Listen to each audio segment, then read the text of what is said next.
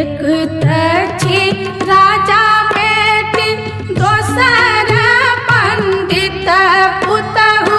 दोसर पंडित पुतहु हमरा से होते नहीं ओ छवन रे गवा